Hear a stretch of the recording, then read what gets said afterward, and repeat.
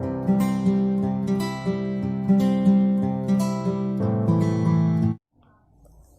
Friends, welcome back to my channel Deep classes.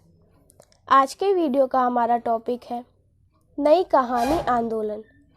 हमारा आज का वीडियो स्टार्ट करने से पहले अगर आप हमारे चैनल पर नए हैं या आपने अभी तक हमारे चैनल को सब्सक्राइब नहीं किया है तो इसे सब्सक्राइब कर लें, जिससे हमारे सभी वीडियो के नोटिफिकेशंस आप तक पहुंच सके। साथ ही MHD से रिलेटेड सभी वीडियोस के लिए आप हमारे चैनल की प्लेलिस्ट में जाकर उन्हें देख सकते हैं। तो चलिए बिना देरी किए हम अपना आज का वीडियो स्टार्ट करते हैं। नई कविता के प्रभाव स्वरूप नई कहानी में भी शिल्प और संवेदना के स्तर पर परिवर्तन दिखने लगे। मोटे तौर पर सन 1954 से नई कहानी के संकेत हिंदी साहित्य में मिलने लगे।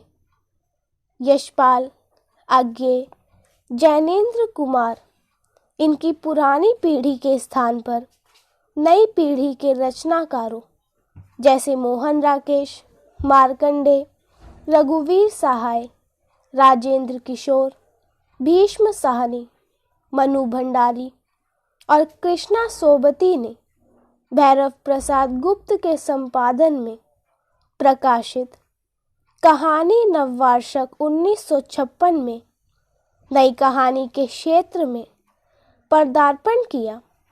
संकेत, हंस और निकष जैसे साहित्यिक संकलनों में नई कहानी के महत्वपूर्ण प्रकाशन होने लगे। इन्हीं नई कहानी के रचनाकारों में शेखर जोशी का नाम बहुत ही महत्वपूर्ण है। सन 1957 में इलाहाबाद के साहित्यकार सम्मेलन में सर्वप्रथम आलेखों में नई कहानी शब्द का प्रयोग किया गया, जिसमें बहस का विषय ग्राम कथा बनाम नगर कथा था।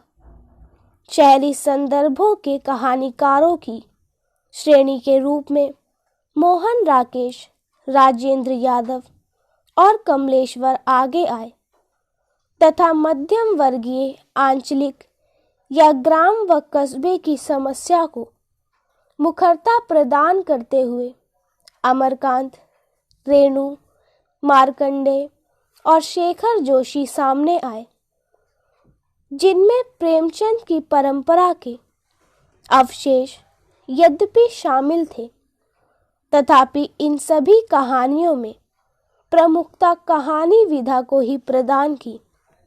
डिप्टी कलेक्टरी, राजा निर्बंसिया, कोसी का घटवार, पान फूल, जहाँ लक्ष्मी कैद है जैसी प्रमुख अविस्मरणीय कहानियाँ इसी दौर के कहानीकारों द्वारा लिखी गई। नई कहानी में कथ्य, संवेदना तथा संरचना के स्तरों में परिवर्तन दिखने लगा तथा आदर्श और विचारों के आधार नई कहानी से विस्मृत होते चले गए। अब रचनाकार के लिए व्यक्ति और समाज महत्वपूर्ण बन गए, जिसमें व्यक्ति को उसकी समग्रता के रूप में देखने का प्रचलन बढ़ता गया। नई कहानी में समकालीन संदर्भों के दबावों के फलस्वरूप वर्तमान के प्रति आकर्षण तो था, किंतु विसंगतियों और विद्रूपताओं से भरा था, जिसमें आज़ादी के बाद के स्वप्न, भंग, संघर्ष तथा उम्मीदों की टूट विद्यमान थी। शिक्षा तथा रोजगार हेतु संघर्ष, बेरोजगारी, अनुचित संबंधों, भ्रष्टाचार आदि के कारण व्यक्ति में निराशा, उदासीनता, कुंठा तथा तनाव बढ़ता गया और इन सभी समस्याओं के समाधान को असंभव मानकर व्यक्ति में उत्पन्न सामाजिक संबंधों के प्रति निषेध उत्पन्न हो गया तथा उसकी अस्वीकृति को नई कहानी के कहानीकारों ने मुख्य विषय तथा कथ्य बनाया। वर्तमान से मोह भंग के कारण पीड़ा और प्रतीक्षा लंबी होती जा रही थी, जिसकी गूंज अमरकांत की डिप्टी कलेक्टरी तथा निर्मल वर्मा की परिंदे कहानी में सुनाई देती है। हिंदी कहानी के कथ्य और संवेदना को विस्तार देते हुए नए कहानीकारों ने भौतिकता के मध्य घर परिवार के संबंधों में बढ़ती हुई छीजन को भावनात्मकता के धरातल पर रखते हुए उनको पुनः प्रतिष्ठित करने का प्रयास किया, जिसके अंतर्गत भीष्म साहनी की चीफ की दावत, शिव प्रसाद सिंह की दादी माँ तथा मार्कंडे की गुलरा के बाबा जैसी कहानियों को देखा जा सकता है। संवेदना की व्यापक समझ ने नई कहानी के रचनाकारों की संख्या में वृद्धि करते हुए उन्हें नई कहानी के रचना संसार को व्यापकता तथा विविधता प्रदान की। इसी दौरान समाज में स्त्री की बदली